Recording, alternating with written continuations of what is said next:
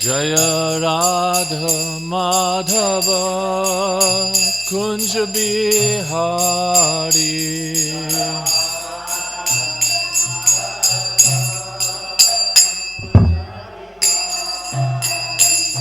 Jaya Radha Madhava Kunja Bihari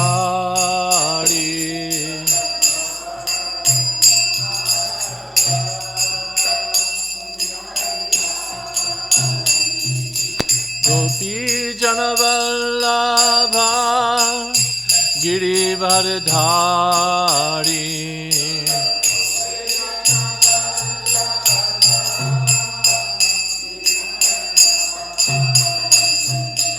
Gopi Janavallabha Girivardhari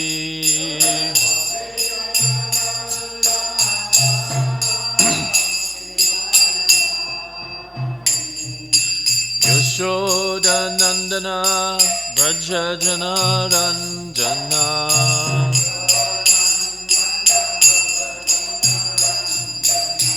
Yashoda Nandana Braja Jana Ranjana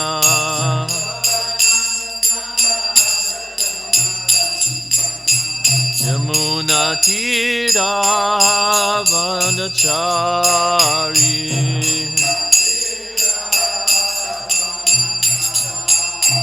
Yamuna Tira Vanachari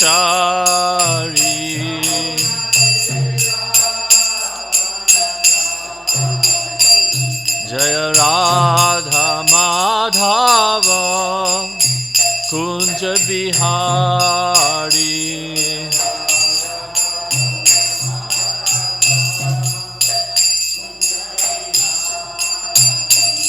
Jai Shri Krishna Chaitanya Prabhu Nityananda Shri Advaita Gadadhar Srivasadi Gaura Bhakta Vrinda Jaya Shri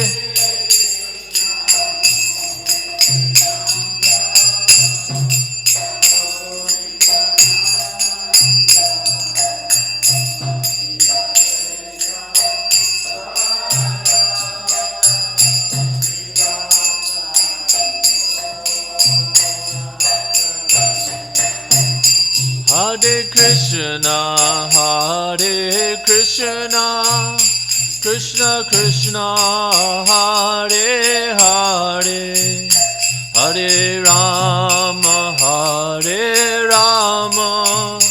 Rama Rama, Hare Hare, Hare Krishna, Krishna Krishna, Hare Hare, Hare Rama, Rama Rama, Hare Hare. Jai Shri Shri Radha Madhava Ki Jai, Shri Shri Radha Govardhana Ki Jai, Srila Prabhupada Ki Jai. Om Namo Bhagavate Vasudevaya. Om Namo Bhagavate Vasudevaya. Om Namo Bhagavate Vasudevaya.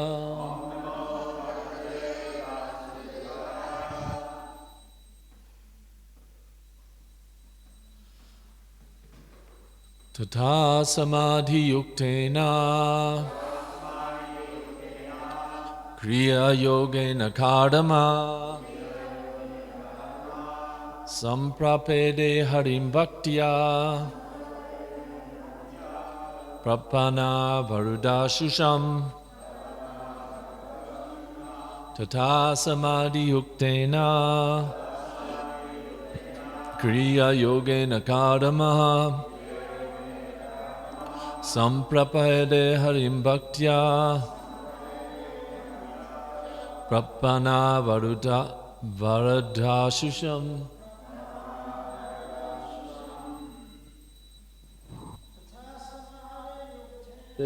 Sorry, just 1 second. There's a syllable missing there. I could hear it when everyone was chanting that.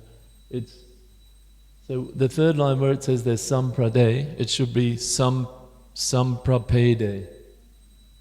Samprapede. There's a PE missing, the second last syllable. It should be samprapede. Samprapede. Oh, thank you. Yeah, you can hear there's one syllable missing. We'll just say it one more time and then we'll go. So it's SAMPRAPEDE. Yeah. PEDE from there. Yep. Thanks. We'll just say it one more time. Tata samadhi yuktena kriya yogena kadamaha samprapede harim bhaktya prapanna varudashusham.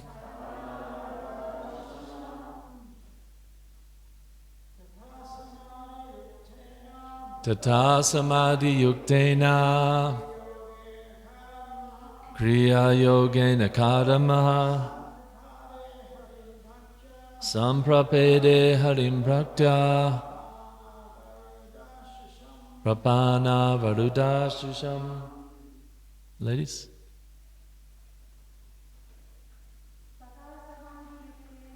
Tata samadhi yuktena kriya yogena kadamaha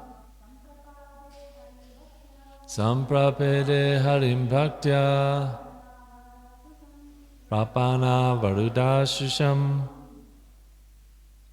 Tata, then in that penance, samadhi yuktena, in trance, kriya yogena, by bhakti yoga worship, kardamaha, the sage kardama, samprapede, served, harim, the personality of Godhead, bhaktya, in devotional service, prapanna, to the surrendered souls, varadashusham, the bestower of all blessings. Translation and purport by His Divine Grace A.C. Bhaktivedanta Swami Prabhupada, Srila Prabhupada Ki Jai. During that period of penance, the sage Kardama, by worship through devotional service in trance, propitiated the personality of Godhead, who is the quick bestower of all blessings, upon those who flee to Him for protection. Please repeat. During that period of penance, the sage Kardama, by worship through devotional service in trance, propitiated the personality of Godhead, who is the quick bestower of all blessings, upon those who flee to Him for protection. Purport by Srila Prabhupada. The significance of meditation is described here. Kardama Muni practiced mystic yoga meditation for 10,000 years just to please the Supreme Personality of Godhead Hari. Therefore, whether one practices yoga or speculates and does research to find God, one's efforts must be mixed with the process of devotion. Without devotion, nothing can be perfect. The target of perfection and realization is the Supreme Personality of Godhead. In the 6th chapter of Bhagavad Gita, it is clearly said that one who constantly engages in Krishna consciousness is the topmost yogi. The personality of Godhead, Hari, also fulfills the desires of his surrendered devotee. One has to surrender unto the lotus feet of the personality of Godhead, Hari or Krishna, in order to achieve real success. Devotional service or engagement in Krishna consciousness is the direct method, and all other methods, although recommended, are indirect. In this age of Kali, the direct method is especially more feasible than the indirect because people are short-living, their intelligence is poor, and they are poverty-stricken and embarrassed by so many miserable disturbances. Lord Chaitanya therefore has given the greatest boon. In this age, one simply has to chant the holy name of God to attain perfection in spiritual life.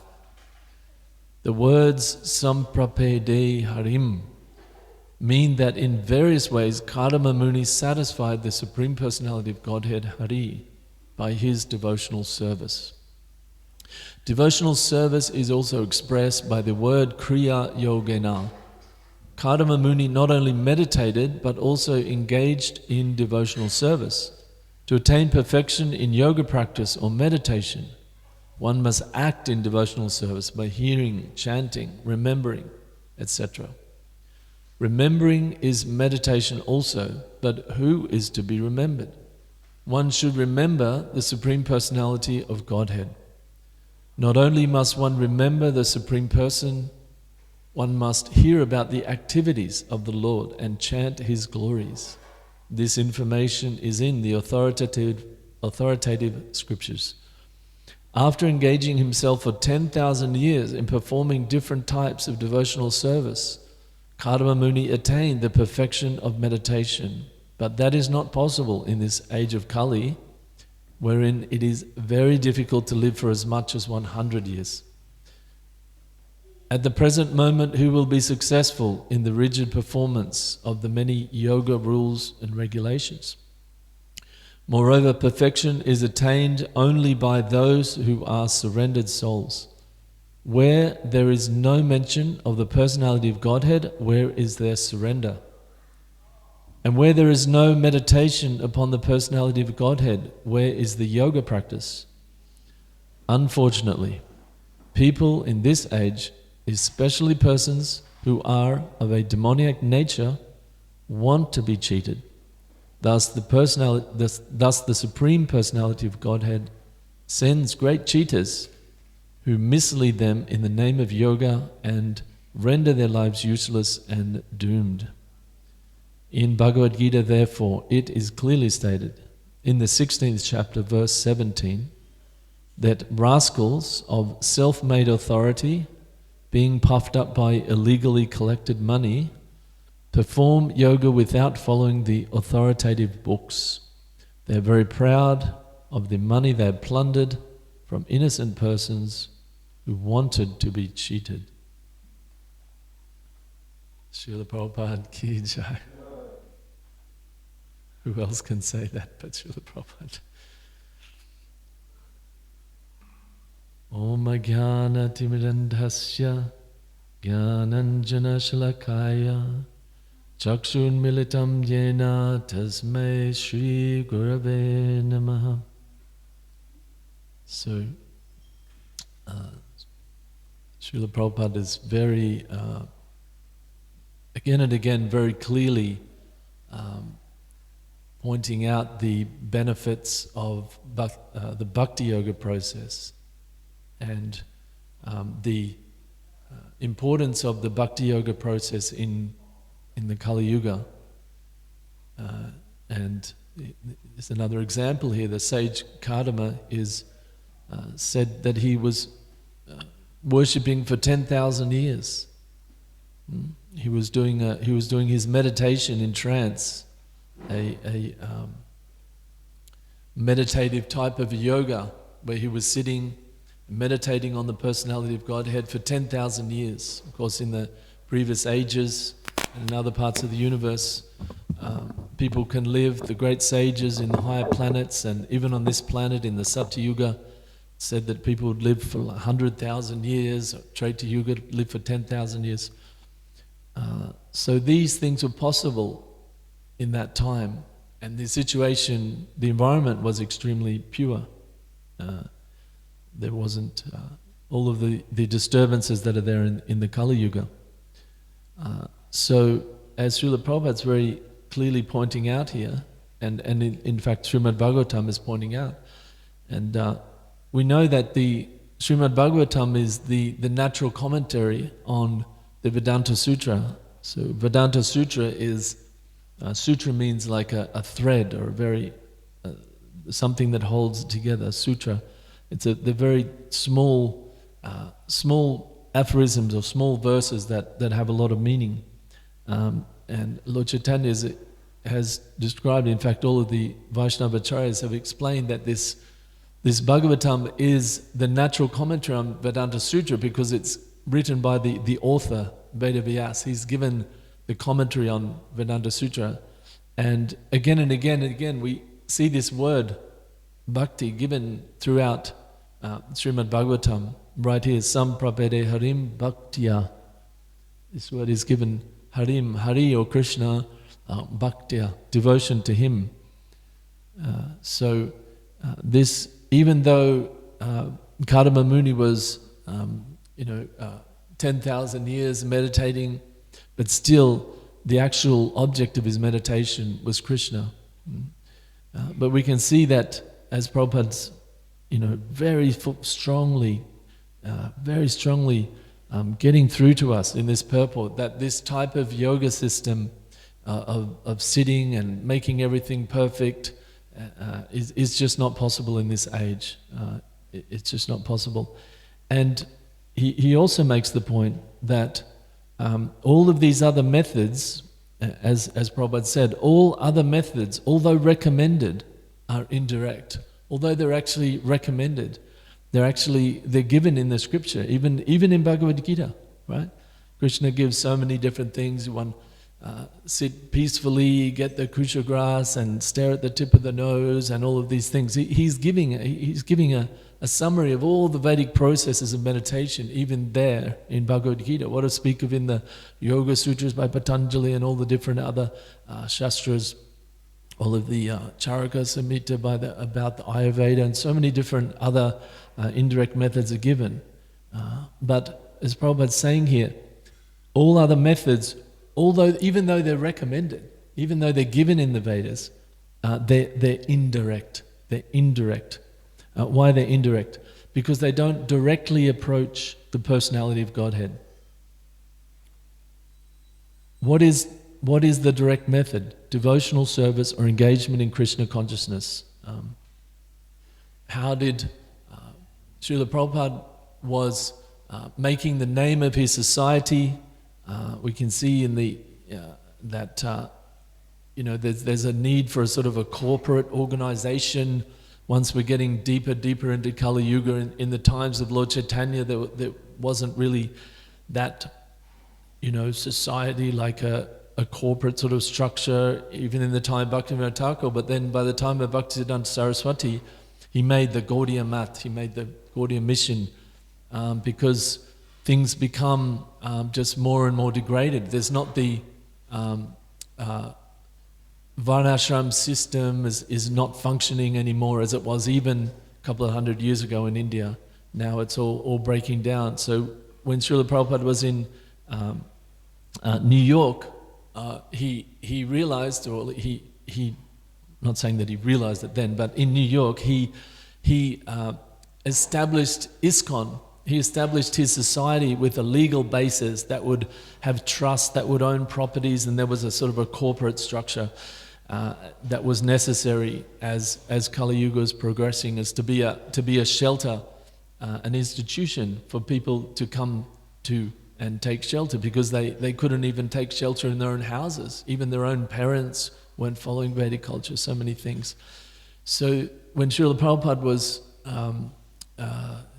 putting the name to his institution, he named it the International Society for Krishna Consciousness. And some people noted at the time that why call Krishna? What about God consciousness? It'll be more easily digestible or more widely understood. And Srila Prabhupada said, no, Krishna consciousness, but otherwise they'll think so many different things. It has to be very clear. So Prabhupada, he's like, how many times he's again and again repeating this to try to get through to us, that the process of perfection is Krishna consciousness. What does that mean? Conscious of Krishna. a consciousness of, to be conscious, to think about, to remember, hear, chant, to remember about Krishna. This is the direct process. Everything else is indirect. And here we can see, one time Srila Prabhupada said actually that this same idea is given, many different places, this same idea is given, right? You can see it in the Padma Purana. It's said there that one should always remember Krishna and never forget him. So the remembering Krishna, that's the direct. And the never forgetting him, that's indirect.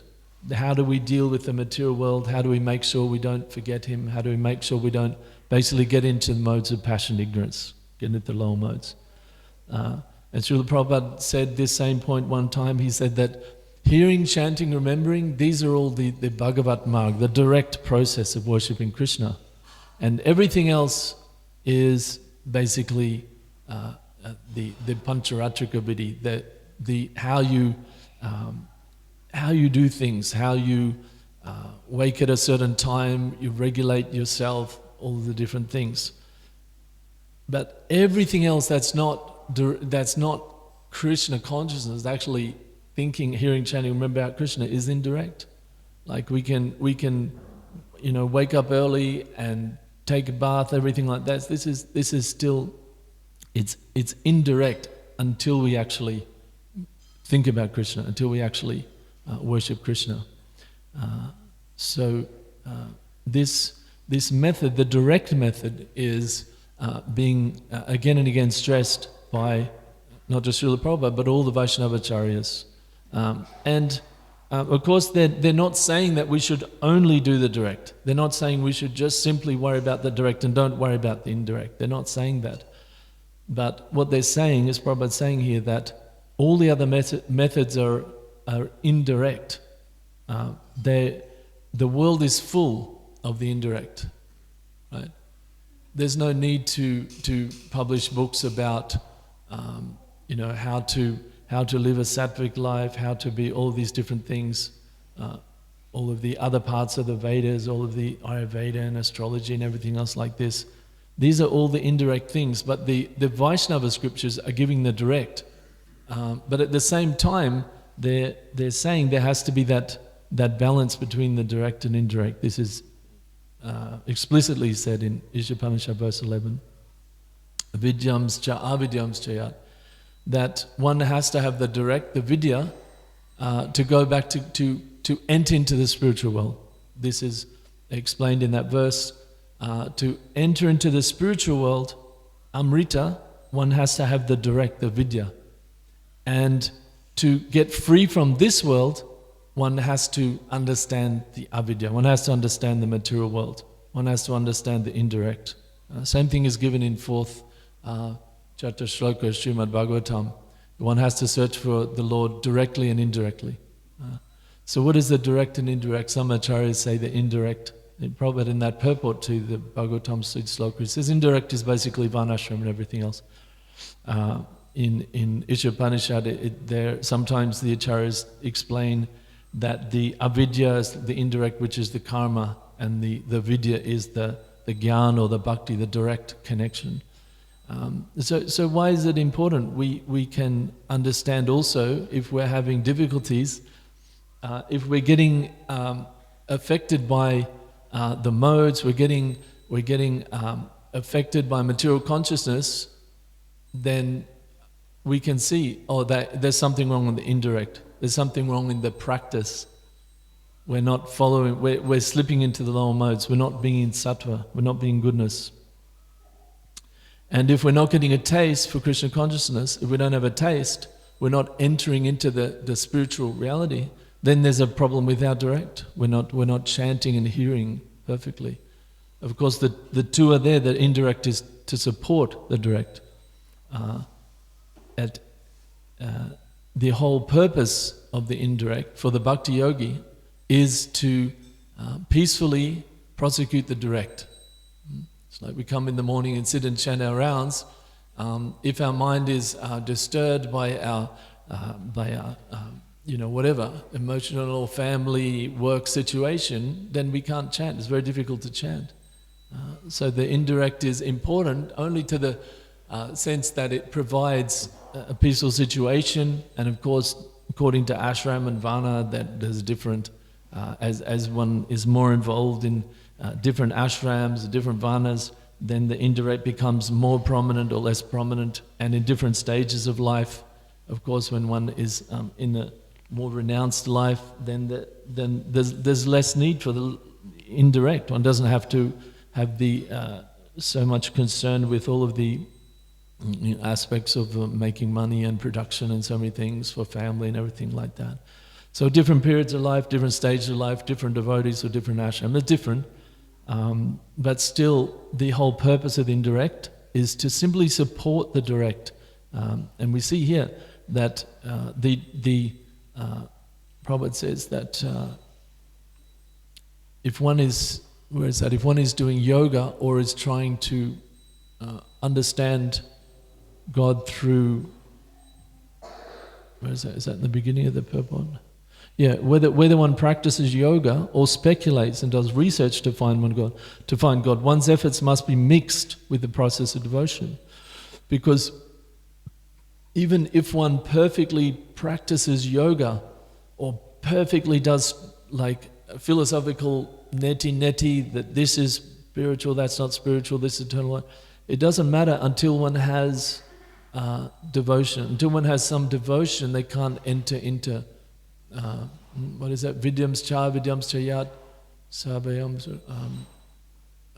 vidyam amrita ashnate. So I can't read the exact Sanskrit, but that third line of Ishapansha verse 11, that the amrita allows you to enter into the spiritual world. How can we enter into the leela, the pastimes, serving the Lord personally, if we don't have developed our consciousness of Krishna and his pastimes and his worlds? It's not possible.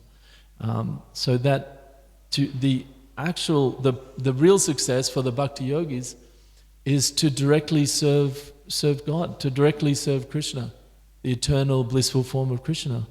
That's the perfection. So that perfection is not possible unless one has a tinge of bhakti, at least some bhakti in their process.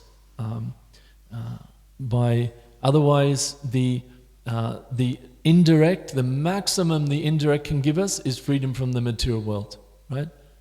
Avidyams, what is it? Avidyams tirtam mrityam tirtva. Mrityam tirtva, the exact, I don't know the exact order, but this is avidyams tirtam mrityu. Basically that the avidya, or the indirect, practiced perfectly, all it can do is get us free from birth and death. It can only give liberation. It can't give entrance into the spiritual world. Therefore the smarta brahmanas and the impersonalists are very, very careful and very expert at the avidya. They're very expert at all the indirect methods of different mantras and so forth to attain and they place great importance on that. Just like the Gopal Chakravarti was a Gopal Chapal. He was giving a big speech in the time of Lord Chaitanya. So he was giving a speech in the house of Govardhana Majumdar, who the father and uncle of Raghunath Das Goswami. When Raghunath Das Goswami was either still young or maybe not even born, but some years before, this Gopal Chakravarti was giving a speech there, and he was describing how the liberation is so important and how one has to follow perfectly all of the different rules and regulations and everything. And in that assembly was also the great Namacharya Haridas Thakur.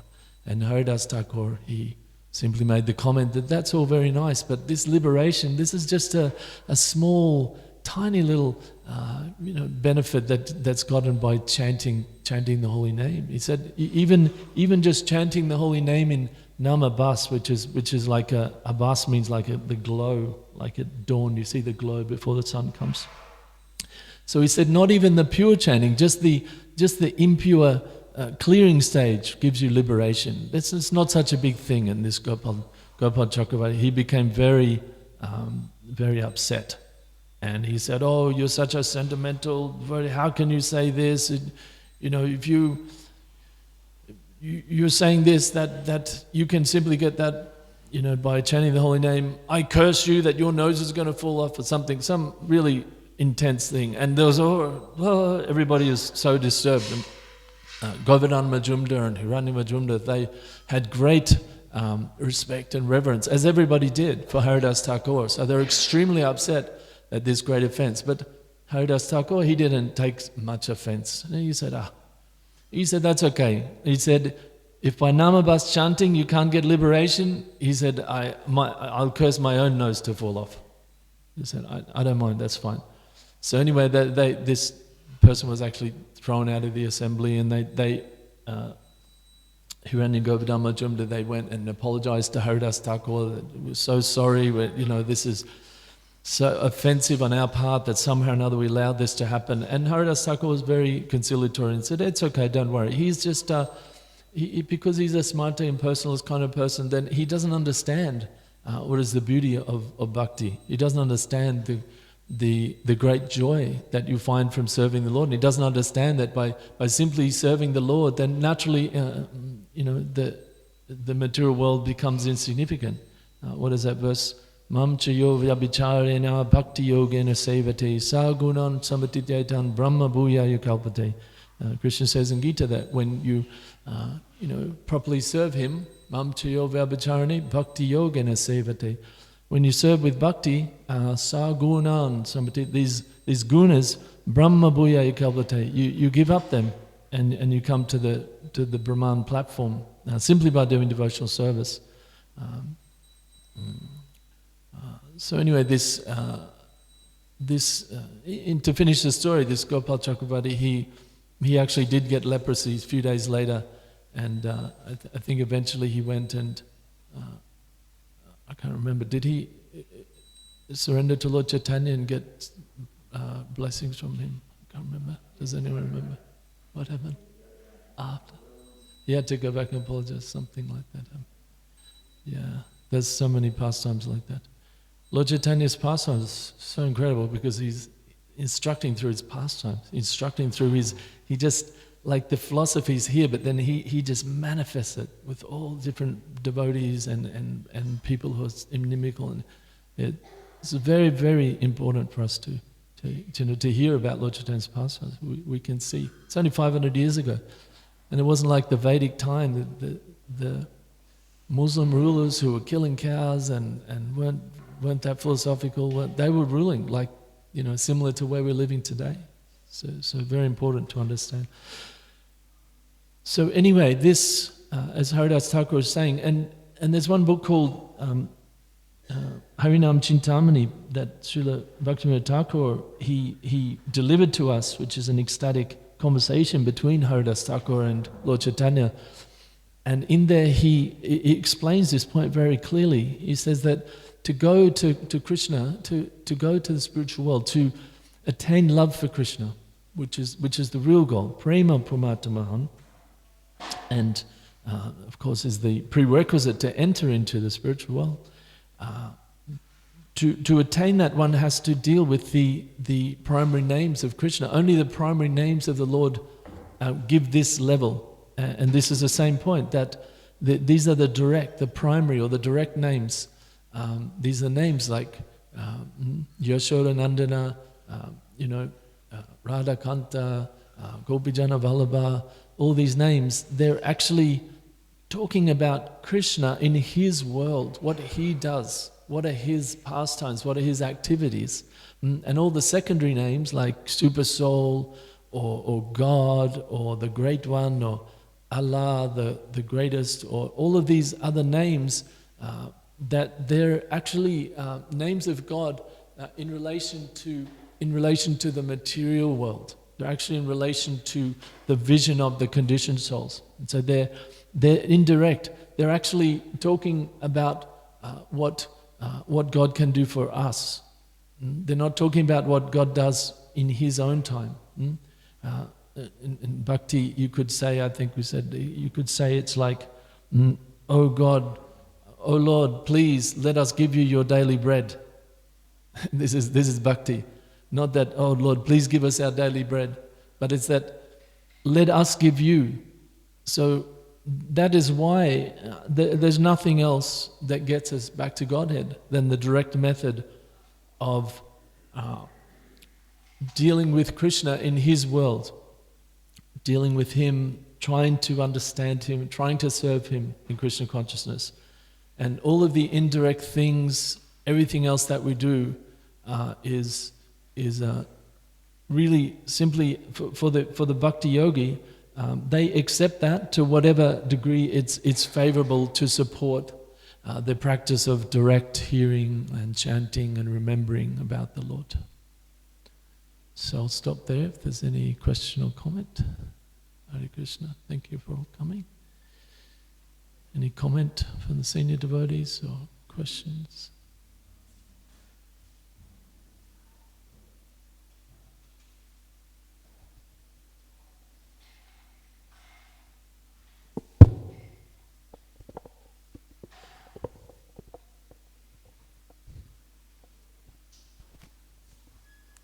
Okay. Grantaraj Srimad Bhagavatam ki jai. Srila Prabhupada ki jai. Go Premanande.